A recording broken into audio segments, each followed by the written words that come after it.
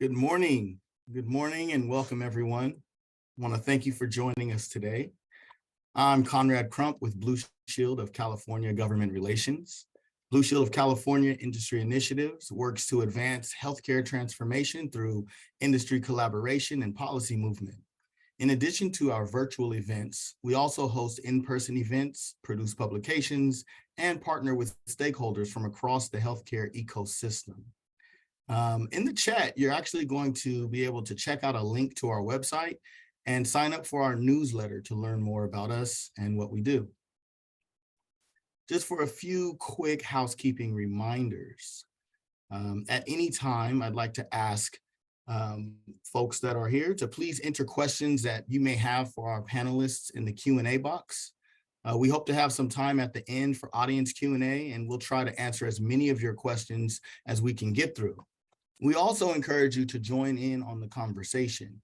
You can use the chat box to respond to the conversation and add your own thoughts at any time. Everyone who is registered today will receive an email with a recording of today's discussion. If you were forwarded the event by a colleague or a friend, please be sure to go back and register so you can receive the recording and information on our future events. We've gone ahead and dropped the registration link for you in the chat, so please be sure to check that out as well. And we are honored to be co-hosting this event alongside HealthTech for Medicaid, an organization that strives to ensure critical new technology reaches Medicaid enrollees and other traditionally disadvantaged populations. They are the perfect partners for today's discussion, which will focus on how partnerships and innovation can drive improvements in care and outcomes for overlooked populations or populations where the healthcare system has historically failed and to adequately meet individuals' needs. Individuals such as Medicaid enrollees or older adults or people experiencing homelessness and expectant mothers. I'd actually like to introduce our panel. We have a terrific panel with us here today. Firstly, we have Anish Chopra, the co-founder and president of Care Journey. We also have Jonathan Kumar, founder of Samaritan. We've got with us Timmy Leslie, president and founder of Blue Path Health, and Dr. Manisha Sharma, senior medical director of Blue Shield of California Promise. We'll be hearing from our panelists shortly, but before we dive into this panelist discussion, we are honored to be joined today by HealthTech for Medicaid's executive director, my good friend, Adimika Arthur. She's been a terrific partner in developing this event and will be providing opening remarks for today's discussion. Adimika is a healthcare executive with significant leadership commitment to serving vulnerable populations. She's a visionary, strategic business thinker who partners with colleagues, teams, and businesses to create and drive value, optimize performance, and inspire high-growth companies to serve those most in need. Trained as a clinical epidemiologist, she turned healthcare administrator with a proven record of developing innovative strategies to improve the delivery and quality of health services, increase access to care, and stabilize struggling organizations. Adimika is a board member, advocate for women's leadership, and clearinghouse for connecting people and process. She has a unique talent for being able to turn any conversation into one about health or the health program that serves more than 79 million people nationwide.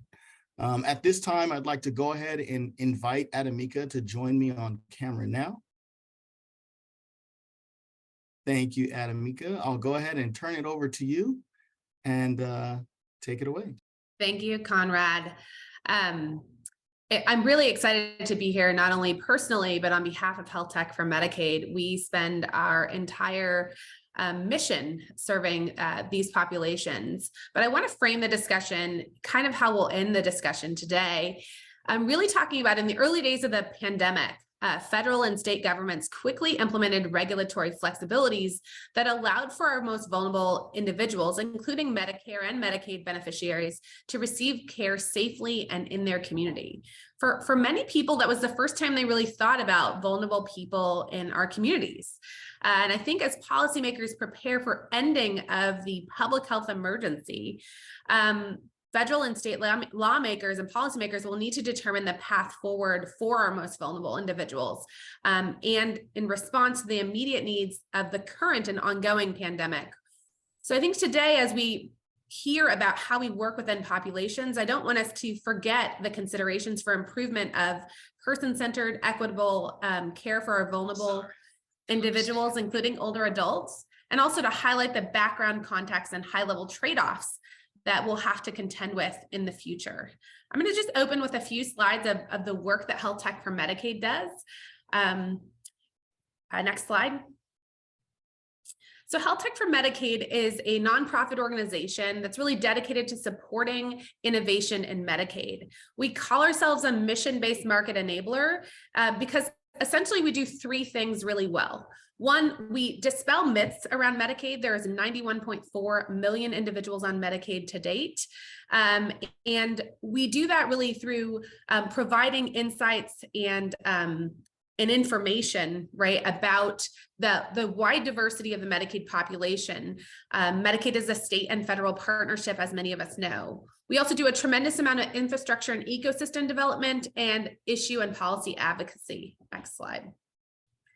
But as a convener, one of the things we really try to do is in a 57-year-old program as Medicaid is really to dismantle those constructs and radically impact health equity.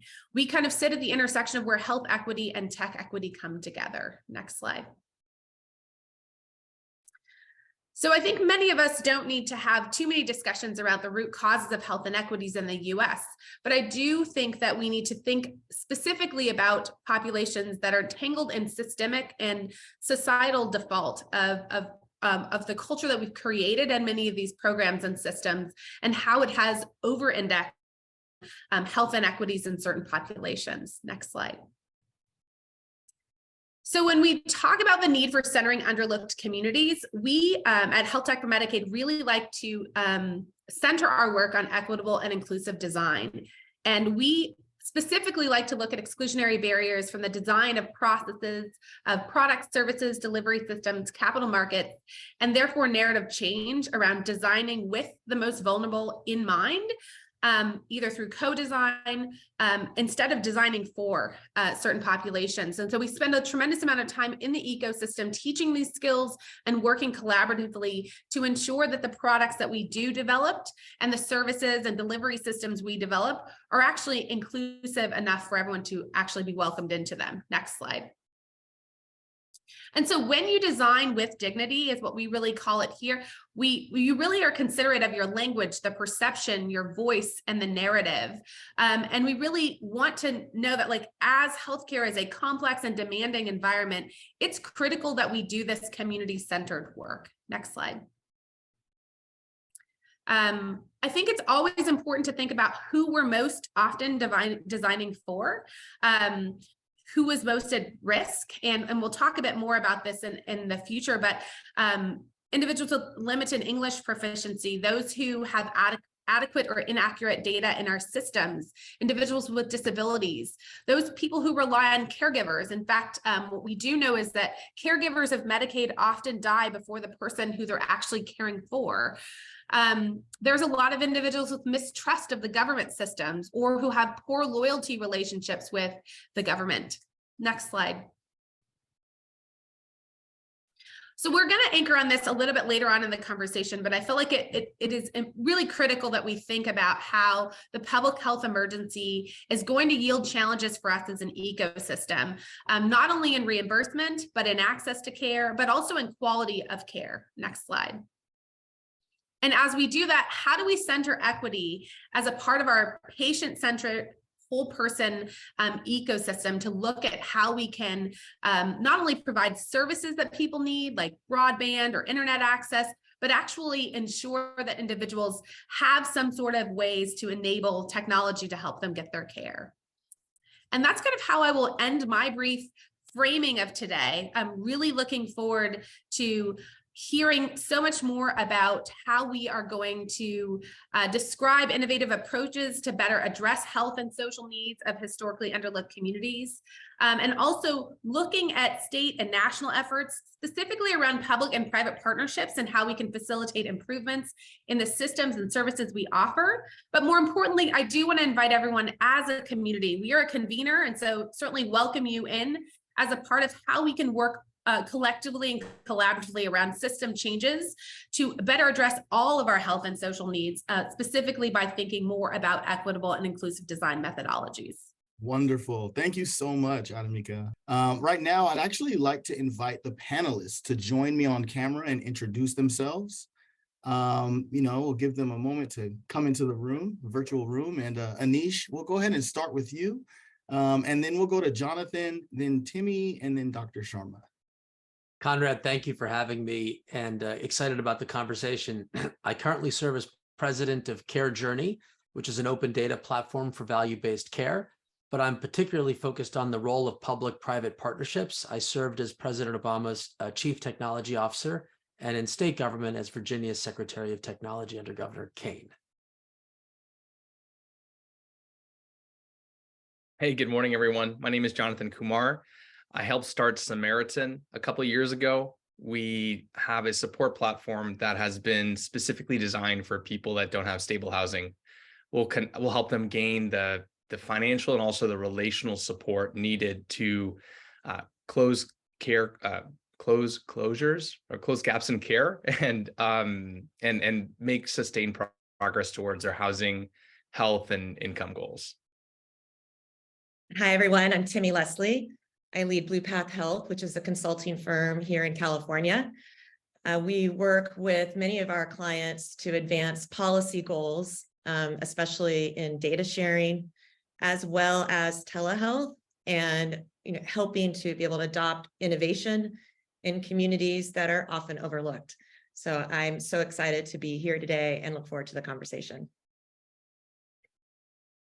Thank you, Conrad, for the invitation to be here with all of you today. My name is Manisha Sharma, and I've had the privilege and opportunity to have my work be at the intersection of justice and equity, patient care, health policy, and systems design. And it affords me the opportunity to sort of be fluid from a 5-foot view to a 30,000-foot view. At 5 feet, through patient care and justice and equity work, a good friend of mine always said this, he says this perfectly: I get to see the bodily impact of what good and not so good systems design, as well as policy, does to our communities and people in my exam room. I get that privilege to see, hear, and touch what matters to them the most. And then I get this opportunity to sort of take that lived experience and take it to a 30,000-foot view, and then be part of the systems design to bring intentionality and accountability, because I have that influence. And then I can, because of my influence, I can center the voices that matter, and most importantly, try to make room at the table for the experts, which are our community and people. Wonderful. Wow. Thank you all. Thank you for that background and description. Now, I'd like to actually dig a little deeper and get into some of the issues.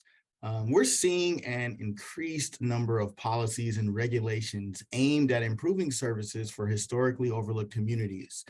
In California, there's CalAIM, there's coverage for doula services, there's the California Data Exchange Framework. On the federal side, we're actually seeing encouragement from 1115 waivers that expand coverage, reduce health disparities, and advance whole person care. Dr. Sharma and Timmy, I'd like to ask you, how can stakeholders, including health plans, providers, community-based organizations, and tech innovators, how can they make sure we're achieving the ambitious goals set forth by these policies?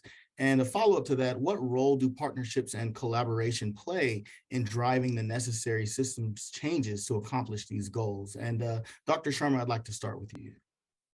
Thanks, Conrad, for the question. So, I think it's first important and critical to acknowledge and remember that the expertise of mitigating health equity gaps lies in the communities themselves, with the people within the community that we serve. They are the experts. They've been doing this work for decades, right? And so, as a health system and a medical system, we've historically excluded the community experts from the actual design and build of how care is delivered. Who do they get their care from? How do they get their care? And so hence that adds to the challenges of health inequity. On a health plan perspective, we are the holders of the keys, sort of that opens the doors to access of care. And I think it's imperative that we go straight to the experts and the people we serve and listen to them, and then take our privilege and our power to invest in the solutions that are created by the communities and by the folks that we're serving. And then these are those communities, again, that are pushed aside from health innovation resources. And it's done by sort of a pre-design factor. And so, we have to really step back and actually say, how do we make a path for them and support them by listening. It's also important to note that it's not just simply engaging and then giving the resource. We have to do a lot of reflection on our side and bring a lot of intentionality to the table. Are we part of the problem of unconscious bias that exists in our medical and health systems? Are we paying our experts equitably? Like we would pay, say, a consultant? Are we setting up our partnerships for success? Walking in lockstep? Are we building collective power? Designing for capabilities that truly work for the communities that we're serving? And can we bring that sustainable change? And I think, being at Blue Shield of California, we really started to ask, ourselves these hard questions.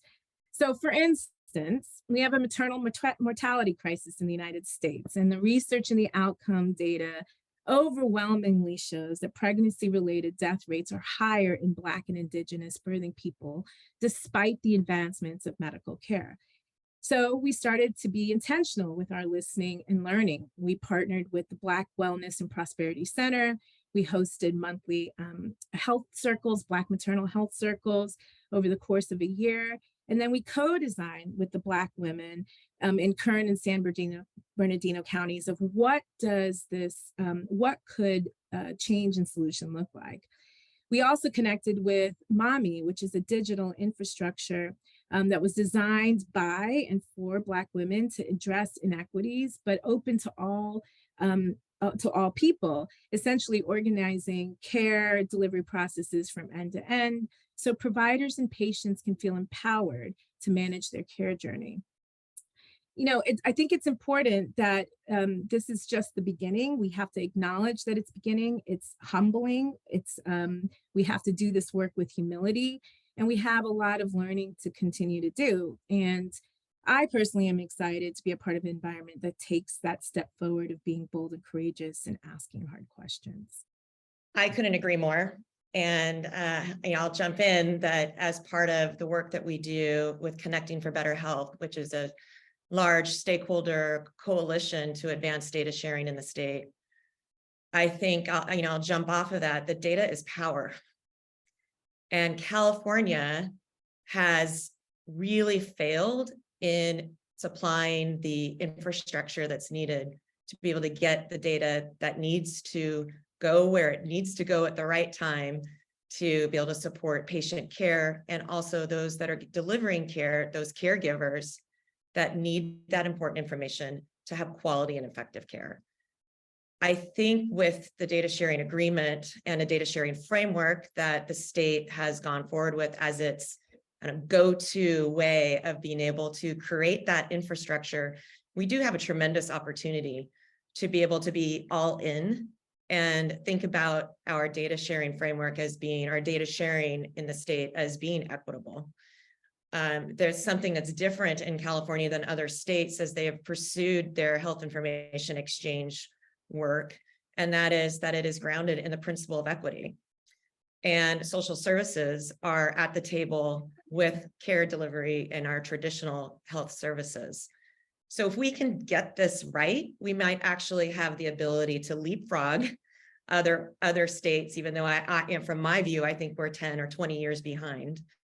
But we might be able to, go farther together if we do indeed bring those social services on board with the data sharing. I'm going to call it infrastructure, and we can go deeper into that as we go further along.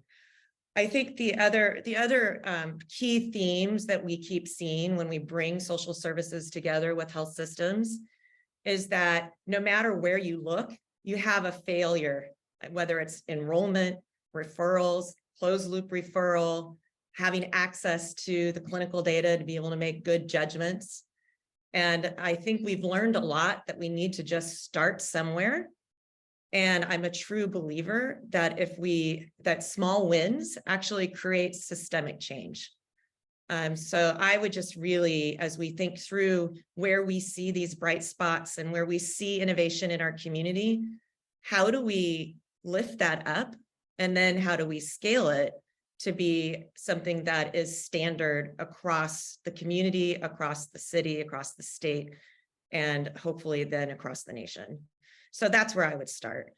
And I think, to kind of round that off, in addition to asking these local communities and local stakeholders to come together, we also, and I think Anish, as you just said too, the public-private partnership goes up and down and across.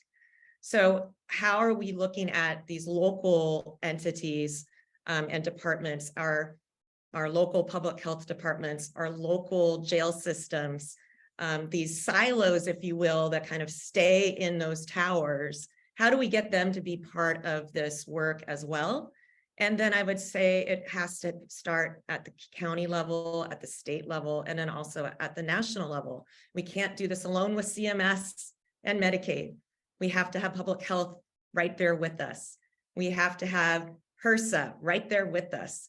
And it really takes us getting out, I think, out of our box, every one of us getting out of our COVID Zoom and working together and creating those partnerships to really make the advancements that we need to do, and we need to run fast. Yeah, no, thanks for that.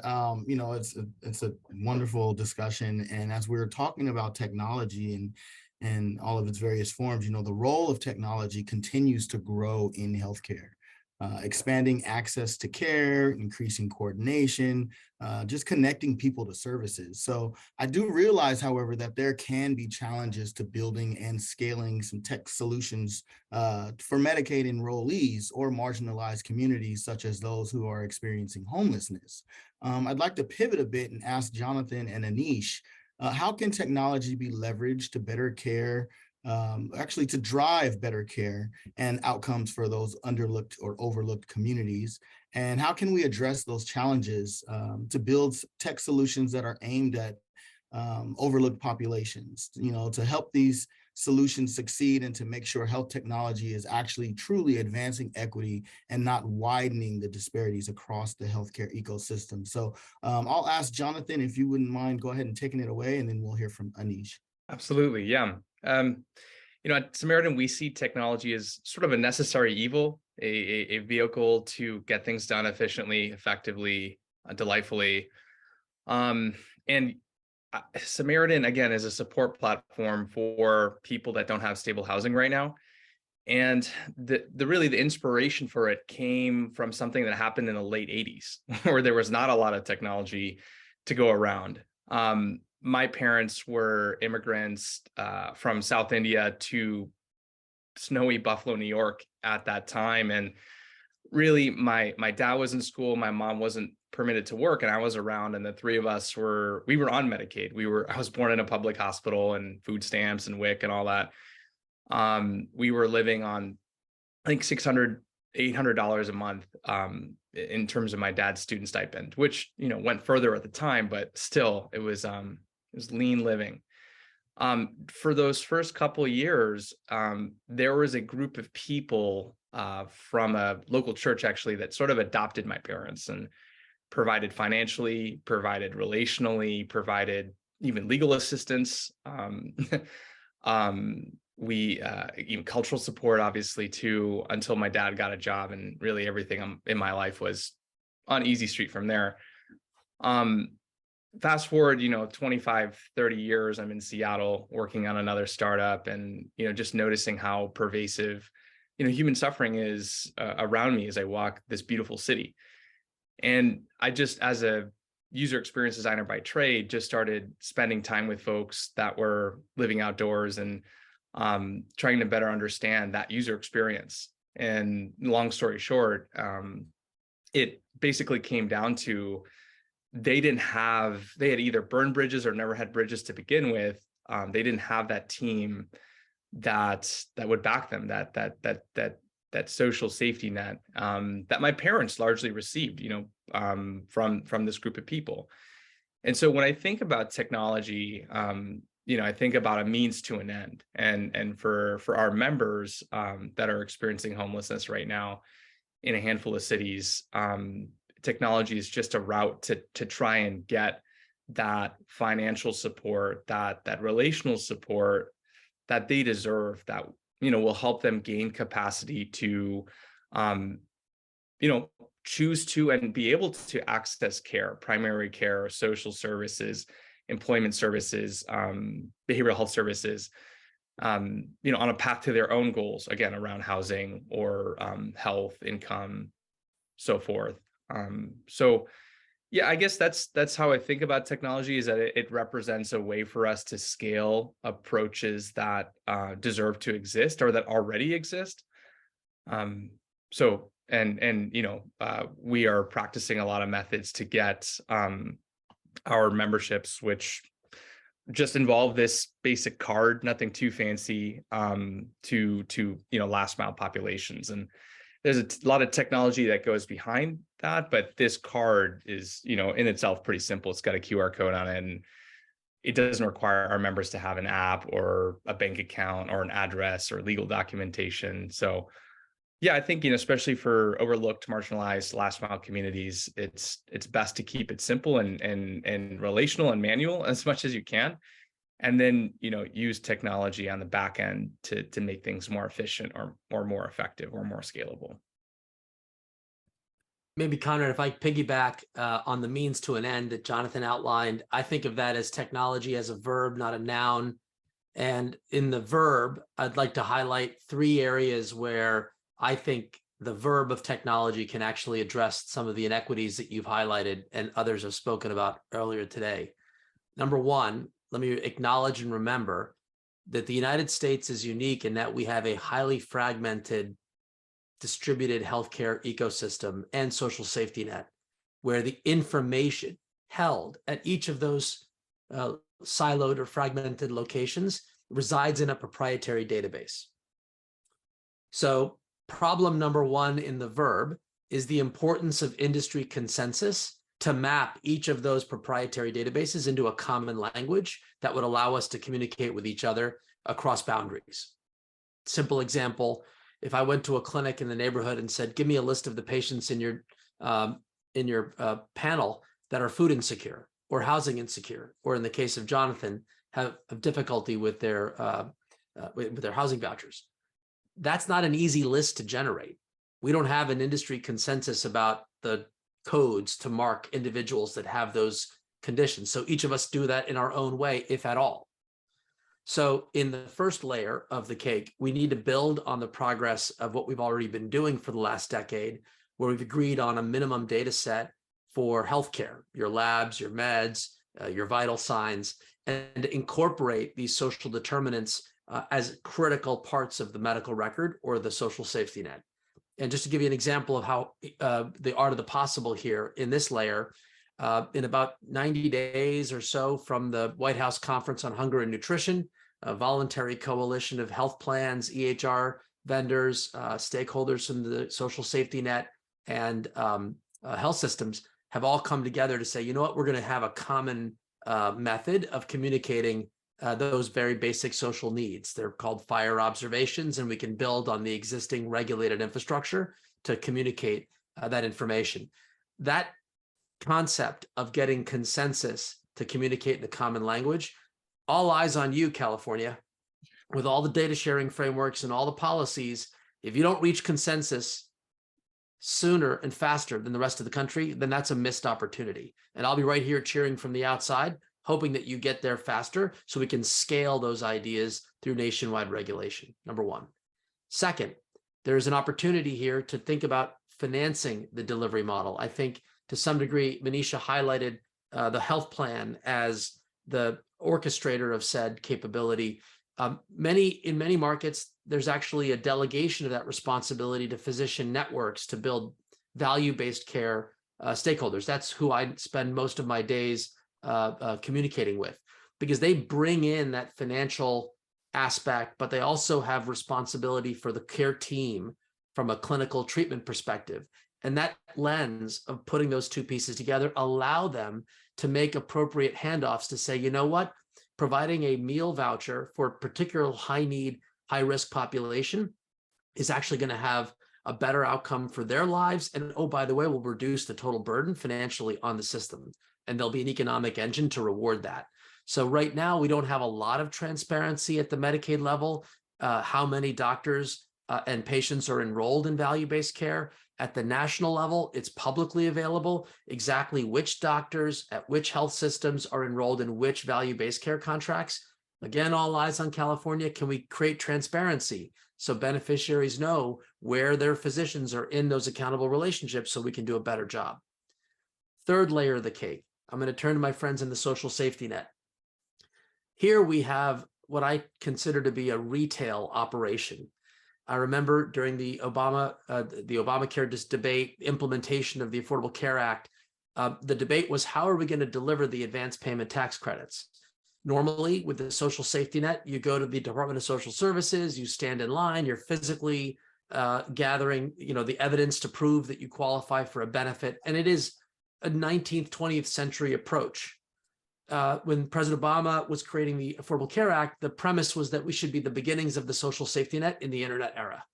So now you could qualify for advanced payment tax credits really from your own home, and not only in your own home, but in partnership with organizations you trust to help you conduct that transaction, to not only access a plan, but to find the one that's right for you.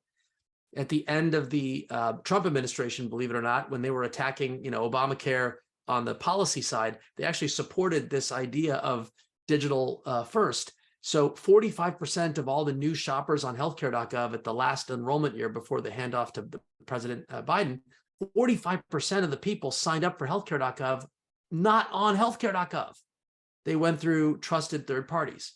So imagine with Medicaid unwinding, if we could do a better job allowing people to re-enroll in Medicaid from their trusted digital partners. And to me, that opportunity means it'll be an all hands on deck approach for the unwinding, not everybody pointing to flyers that say, go to this website, physically go to this retail shop across the counties in California. That's possible. It's a matter of will if we can move forward. So that's how technology, I believe, will play a role at all three layers of that cake. Wonderful. Well, thank you both for those awesome and amazing responses. At this time, I'd actually like to ask Adimika to join us on camera for our last question, which will go to our full panel. And I'd actually like to ask each of you to reflect on your own experiences along with what you've heard today. What do you think is the most critical next step that we could take to help us achieve a healthcare ecosystem that is able to effectively meet the needs of overlooked communities? And who needs to be involved? Who needs to be at that table, and what specific actions should they take to ensure the most progress? And I'll pass it over to you, Adimika, and feel free to take it away. Yeah, I mean, I prefaced this in the beginning and certainly confirmed with the poll results that we have so many health plans on. One of the things I think we really need, we have a real life example right here in front of us, a playbook for how we can actually start to ensure people's quality and duration of life and securement of medical coverage can get done. And that is really through the redetermination. For people who don't know, we have to redetermine with the public health emergency and I should say a split between the public health emergency and the redetermination effort on December 23rd, 2022. We have a runway until April 1st to begin to start to redetermine all 91.4 million individuals on Medicaid today. That is an undertaking that we have just never done before. And I think I want to preface Anisha's foundational comments that really talk about the type of infrastructure in our systems that we do have. And Timmy's comments around the data infrastructure that we have.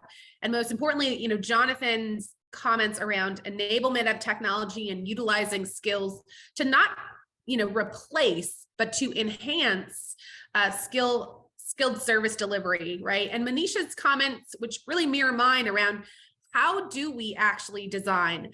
I've read through most of the state plans, all 56 of them, I think, at this point. But when you think about states and how they think they're going to, and I'll just use California as an example, we have 16 million individuals that we have to think about how do we redetermine.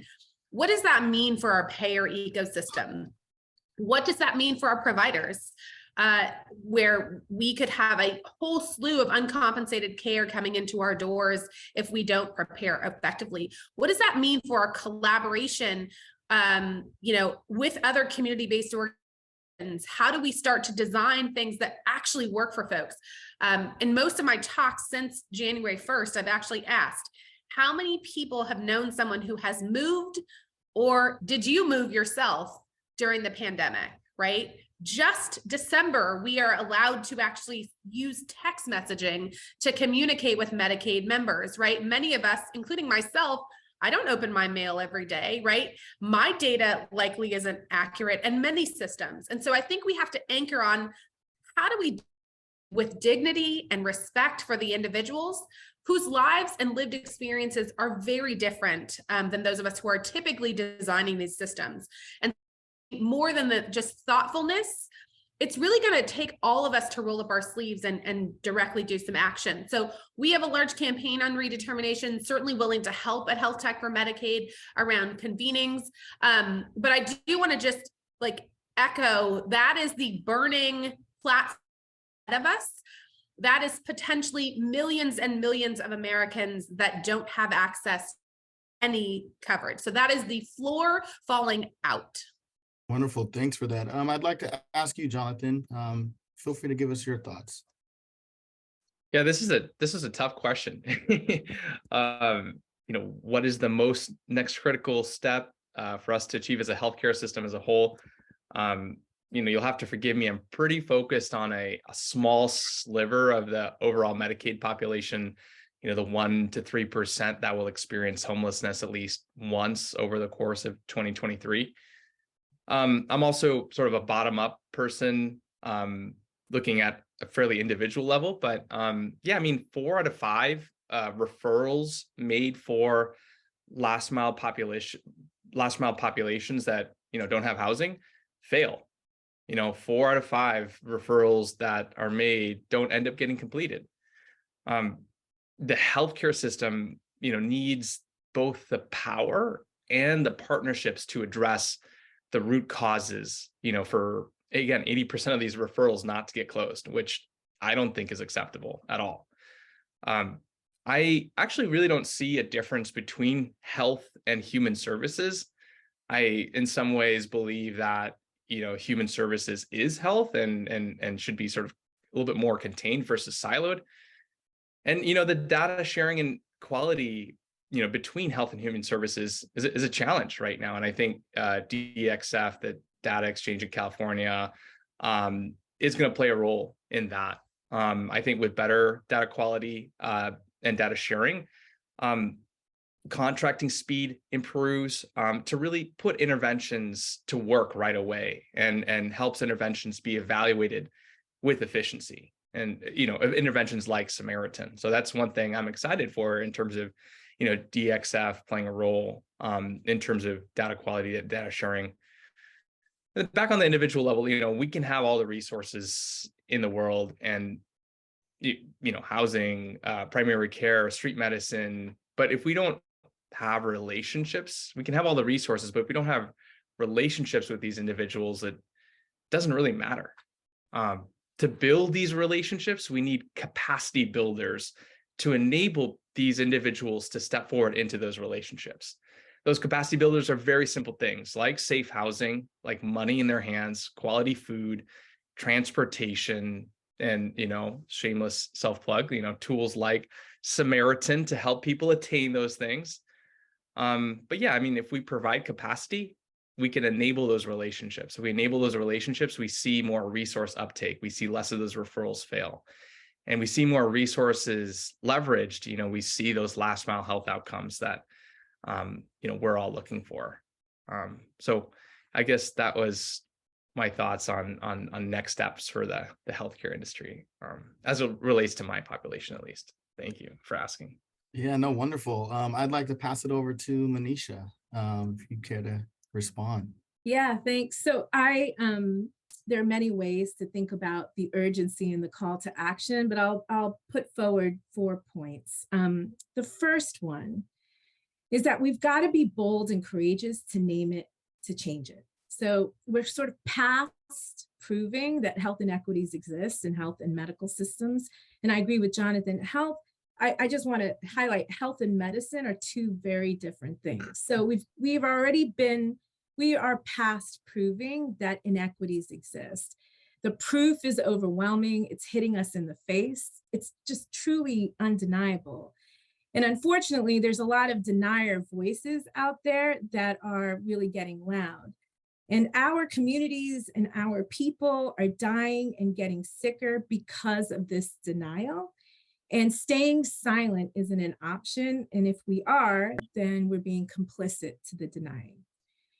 The second piece I would say is a call to action, and is to really center the expertise, the lived experience, the ideas, and most importantly, the people who've been historically othered, if you will, by a health and medical system. We have to stop medicalizing the components of what is needed.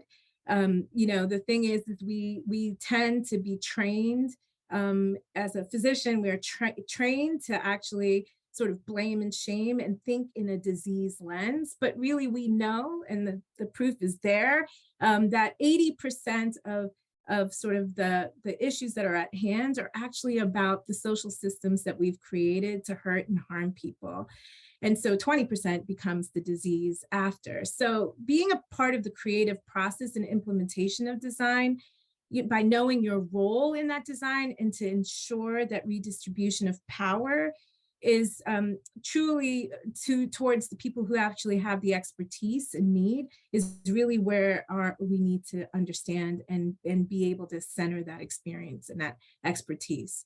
Number 3 is really knowing that we all have a role to play. And so those of us who are on this webinar that have political and financial power and influence, we've got to be able to say and be courageous by being able to do better and be better, and stepping up to the plate and naming it to change it. So doing something differently with intention. And then ask yourself for reflection as part of your call to action is, does your work on an individual or systematic level, is it part of the oppressive systems and ideology that causes harm? And then asking yourselves, are you doing it? And are you seeing something and saying something and doing something? And so I think that some of these pieces are really are all tied together and really need to be thought about as a reflection point to being able to say, what are you doing to be a part of that change? Awesome. Yeah, thank you for that, Dr. Manisha. Anish, would you care to chime in, and then we'll go to Timmy after? Yeah, I see this call to action under Adimika's framework of the unwinding as Team A and Team B. We need to launch a Team B. Team A is going to do their best, educate people, flyers, encouragement, update your phone number, address, fine. God bless America. Let's do more of that.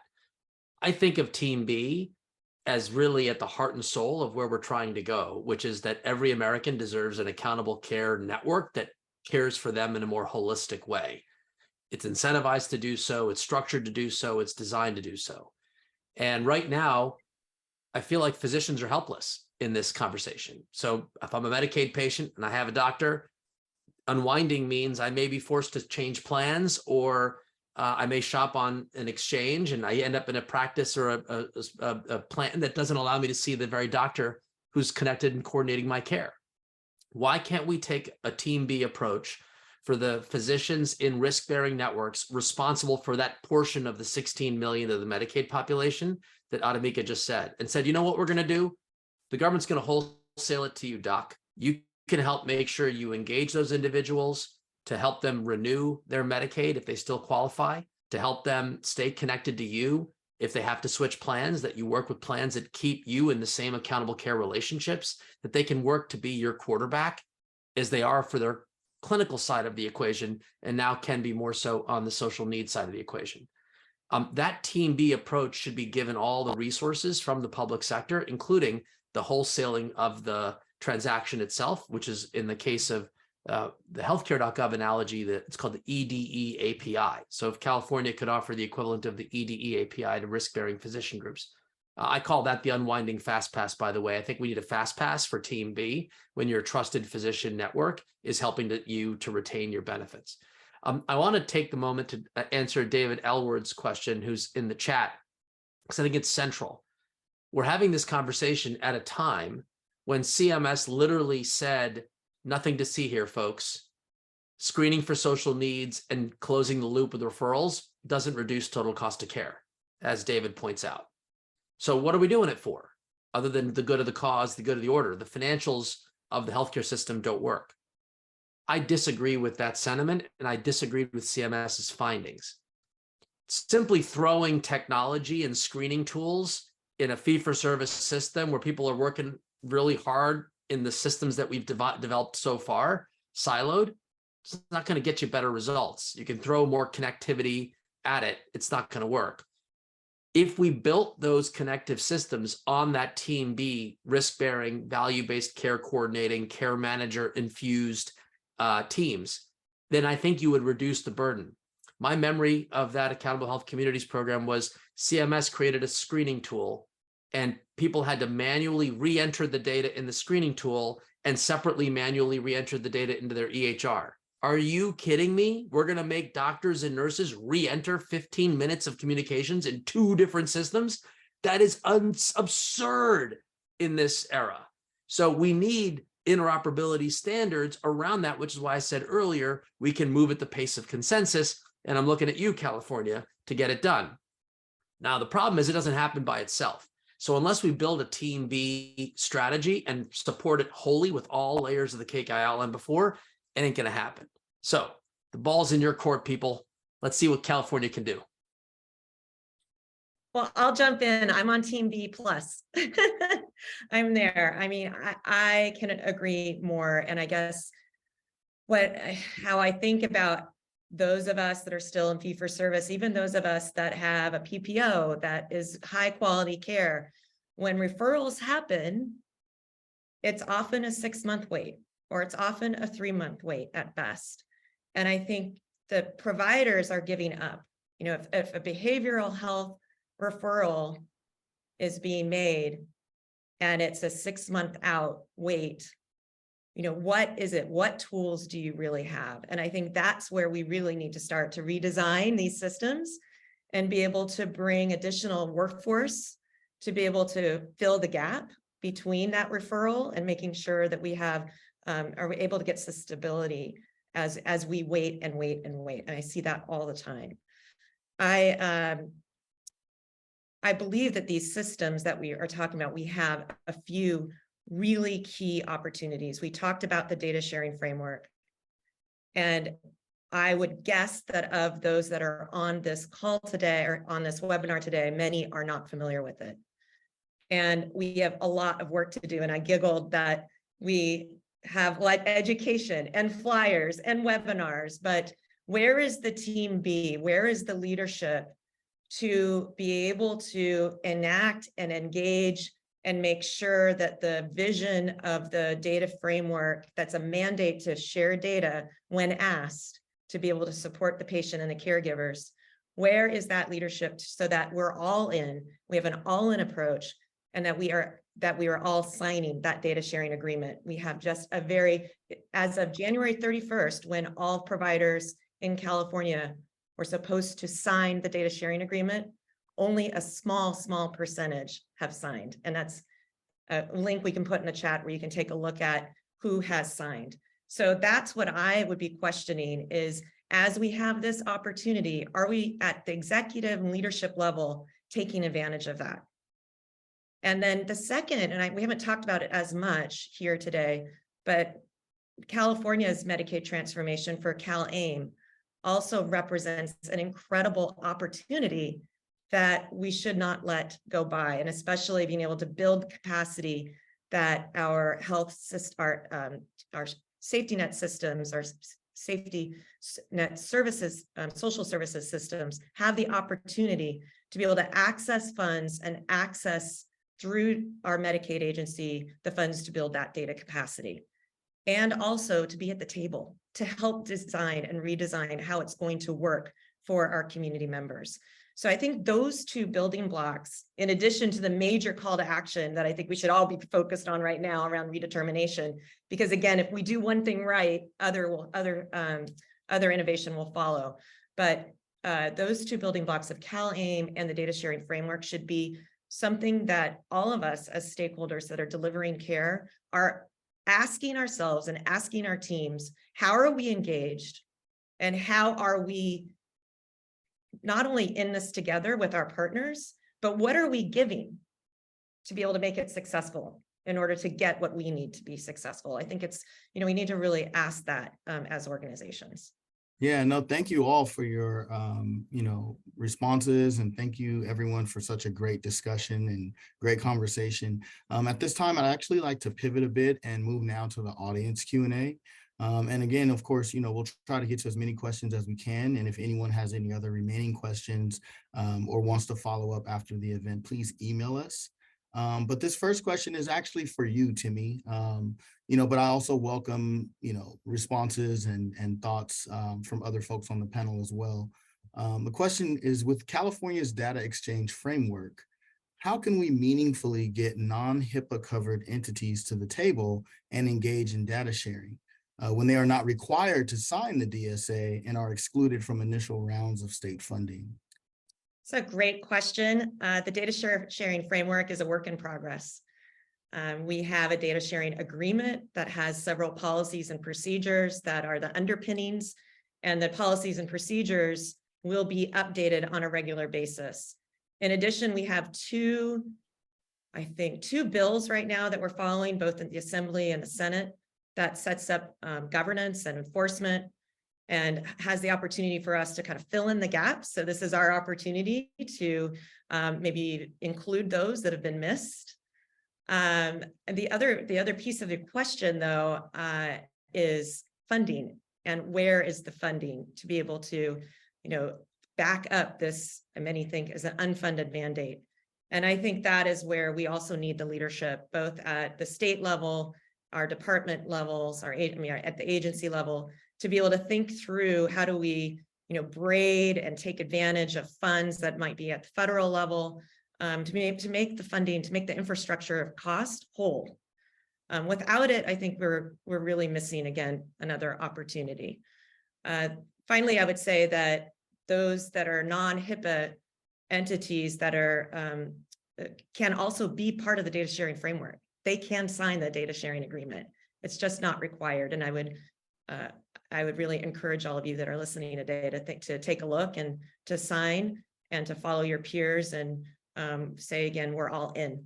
We're going to make this work. Wonderful. And I see your hand, Anish. Feel free to jump in. Well, I spent a lot of my time thinking about this particular problem, because do I want Meals on Wheels have to get high trust certified with insane security requirements? No, it's physically impossible. So the technical architecture for this is called consumer mediated exchange. If the beneficiary, through an organization it trusts, authorizes the release of information, basically through the same technology that we have in our hands, then that process allows that data to flow from a HIPAA covered entity to a consumer designated trusted application without having to incur all those excess burdens. I co-chair the Karen Alliance with Governor Levitt. We spent 5 years on building out a technical and governing framework for consumer mediated exchange. And there was an experiment run in upstate New York to do that for the social safety net.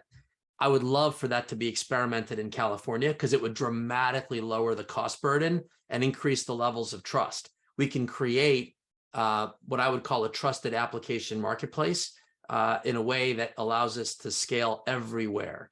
Ultimately speaking, it's either going to be, I hope, a new category of a health information fiduciary. It may not be the patient themselves or the, as I think Jonathan highlighted, you needed a simple little QR code. They may trust Jonathan to help facilitate this consumer mediated model. Okay. And so the question of trust is really, it should be widely accessible. We don't want to dictate from the top down. You can only trust this one box to rule them all. So to me, technology begets opportunity to meet the market where it is. Awesome. Wonderful. I just want to add to what Anish is saying. Trust is built ground up, right? So the thing is that to what Anish is saying, it's really, really important. I also think we need to understand that this work that we're doing in health and medicine is not a transactional approach. This is relational. We have to build connective tissue to really make this work. And I think we have to step back as power systems and health plan systems, even just organizations that have a lot of influence and power, to step back and ask, are we actually perpetuating transactionality in healthcare delivery, or are we perpetuating true relationship and trust building? And what are we doing to do that? And so I think, again, being a ground up person too, Jonathan, it's very important to really sitting on a 30,000 foot view, and I get to sit at the 5 foot view of really being and constantly reflecting, what are we doing? What are we bringing to the table? And are we building relationships with trust? Because the system and history in the United States it's been embedded, and we have a lot of work to do and really rebuilding trust with those who are vulnerable, disenfranchised, and othered. Awesome. I know we're really short on time, so I want to direct this last question to you, Adimika.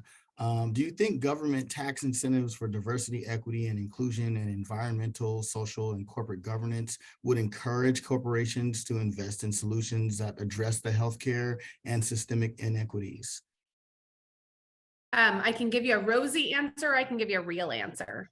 And I think the real answer is, and we've just seen this with the collapse of 2 banks in the last few days, and the Wall Street Journal essentially blaming diversity as to why that bank essentially failed, right? So we have some very large narrative challenges in this country.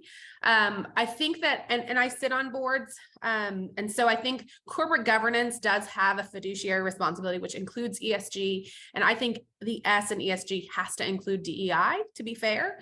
And I think there are some really great organizations doing work in this area, specifically around hospital systems and payer systems, looking at the board's role in advancing healthy and more equitable communities. There's also an incredible organization called the Black Directors Health Equity Agenda. They're doing work specifically around helping board of directors be even educated on what health equity is, because a lot of people think health equity is equality. And I think before we can even get there, we have to be speaking the same language. But we have a long way to go before the larger ecosystem, and it goes back to just a numbers game, right? Like just on the face of numbers and on the face of policy in this country, we look very different. I always tell people, well, there's 91.4 million people on Medicaid, over 40 million of them look like me, right? That's 40% of Black people on Medicaid, and we are 12% of this country. So when people ask, well, why are you so jazzed up about this? I have every right to be in the room, right? Because while our systems, our state Medicaid director policies don't look like Medicaid, I very much do.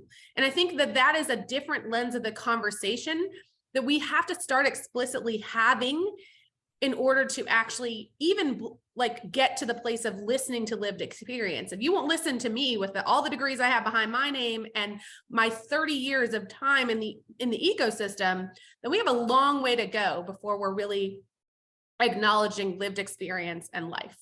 Wonderful. Thank you all so much. I want to thank our panelists. I want to thank Adimika and HealthTech for Medicaid. I know we've kind of gone over time a bit, and I want to be respectful for folks' time, but I really want to thank you all for joining the discussion today. We will follow up in the next few days with a recording of today's event. So make sure that you've registered. That link is in the chat.